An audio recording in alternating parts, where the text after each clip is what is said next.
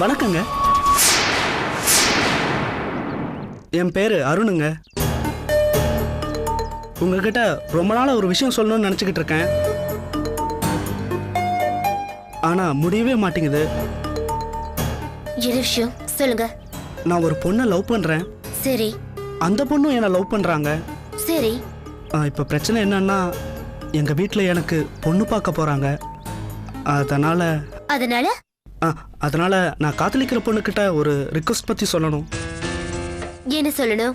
கூடி சீக்கிரம் அவங்க வீட்டுல சொல்லி என்ன கல்யாணம் பண்ணிக்கணும்னு சொல்லணும். கல்யாணம் பண்ணிக்கலனா எங்க அம்மா அப்பா பாக்குற பொண்ணையே நான் கல்யாணம் பண்ணிக்க வேண்டிய நிர்பந்தம் ஏற்படும். அப்புறம் காலம் பூராவும் இந்த மாதிரி அழகான ஒரு பையனை கல்யாணம் பண்ணிக்க முடியலையான்னு கண்ணை கசக்கிட்டு நிக்க வேண்டியதுதான்.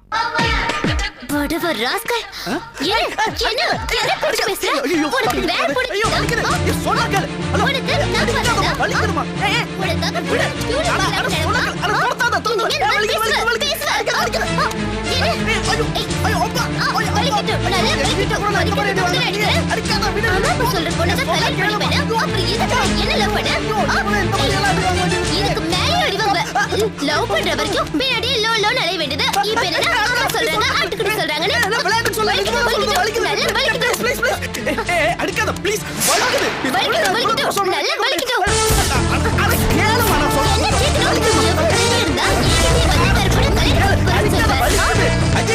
ஏதோ பாக்க பைய சுமாரா இருக்கானே, அதுவும் காலம்புற வச்சு பாக்குற அளவுக்கு வசதி வாய்ப்பு இருக்குதே. காலேஜ்ல ஒன்னா படிக்கிறவ பக்கத்து வீட்டு பையன் வேற கண்கலங்காம வச்சு பாத்துப்பா. மத்த பசங்களை மாதிரி சில்மிஷ பண்ண மாட்டான்னு நினைச்சு லவ் பண்ணா ஓவரா பிஹேவ் பண்றியா? அடேங்கப்பா, இவ்வளவு விஷயம் இருக்கா இதுல? இல்ல கல்யாணம் பண்ணிக்கிறதுக்கு முன்னாடியே காதலிக்கும் போதே இவ்வளவு விஷயத்தை யோசிச்சு வச்சிருக்கே, அத சொல்றேன். கல்யாணம் பண்ணிக்கணும்ன்ற ஐடியாவோட காதலிக்கிற எல்லா பொண்ணுங்களுமே இப்படிதான் யோசிப்பாங்க. பின்ன சும்மா டைம் பாஸ்க்கு லவ் பண்றான்னு நினைக்கிறியா? என்ன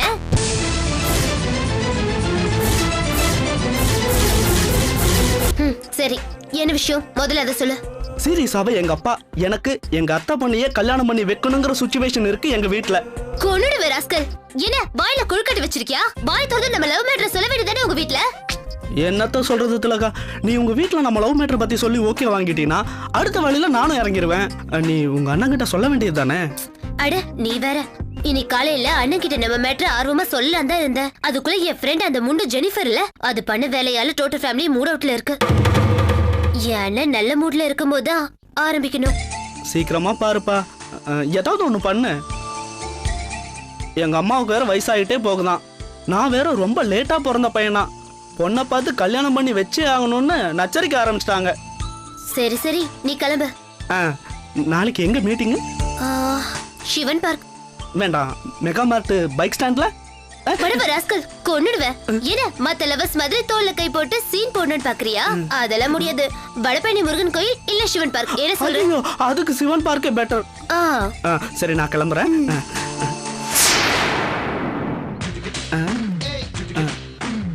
ஒரு நிமிஷம். என்ன? இல்ல வேற எதுவும் இல்லையா? சரி சரி.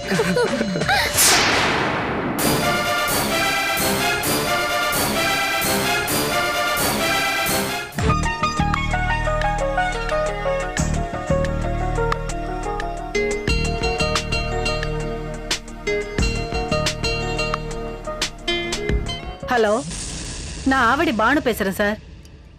என் வீட்டுக்காரரும் நானும் லவ் பண்ணி கல்யாணம் பண்ணிக்கிட்டோம். என் கூட ஒரு 6 வருஷம் தான் சார் வாழ்ந்தாரு.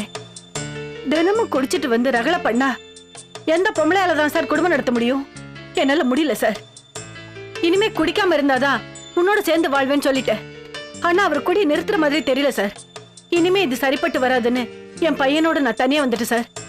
புள்ள மேல இருக்கிற பாசத்துல என் நாத்தனாரோட பொண்ணை கட்டிக்கிட்டா குடும்ப சொத்தை மொத்தமா அவனுக்கு தான் சேரும்னு உயில எழுதி வச்சுட்டு செத்துட்டாரு. இப்ப புரியுதுங்களா சார் என் பிரச்சனை என்னன்னு? என் பிரச்சனையே என் நாத்தனார் தான் சார்.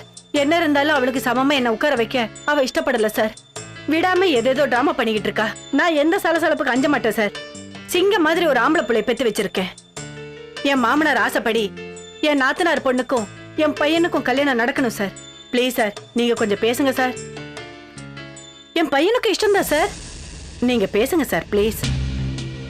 நான் வச்சிடறேன் சார். அப்பாடா, ஒரு வழியா லாயர் கன்வின்ஸ் ஆயிட்ட மாதிரி தெரியுது. இது மட்டும் நடந்துட்டா உன் பேருக்கு 30 கோடி ரூபாய் ஆஸ்தி வந்து சேரும்.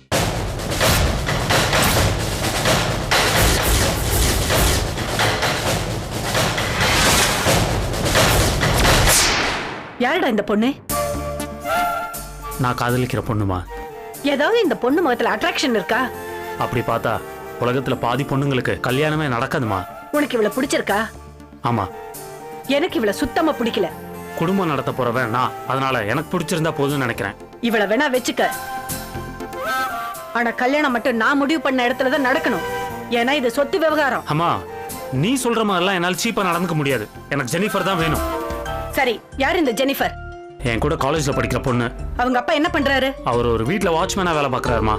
ஏண்டா 30 கோடி ரூபாய் ஆஸ்தி உள்ள ஒரு பொண்ணை நான் சொல்லிக்கிட்டு இருக்கேன், நீ வாட்ச்மேன் பொண்ண லவ் பண்றேன்னு சொல்ற? அந்த பொண்ணு நம்பர் கொடு, நான் பேசுறேன்.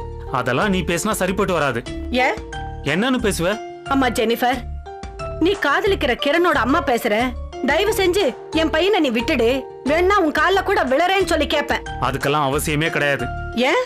ஏன்னா அந்த பொண்ணு என்ன லவ் பண்ணல, நான் தான் ஒன் சைடா லவ் பண்ணிட்டு இருக்கேன். கர்மம், 30 கோடி ரூபாய் சொத்துள்ள பொண்ண லவ் பண்றான்னு சொன்னா ஒன் சைடு லவ் வச்சுக்கிட்டு இவ்ளோ பில்டப் பண்ற. அம்மா, நீ எனக்கு என்ன சொன்னாலும் ஏறாது. எனக்கு ஜெனிஃபர் தான் வேணும். அவ செத்துட்டா நானும் செத்துருவேன்.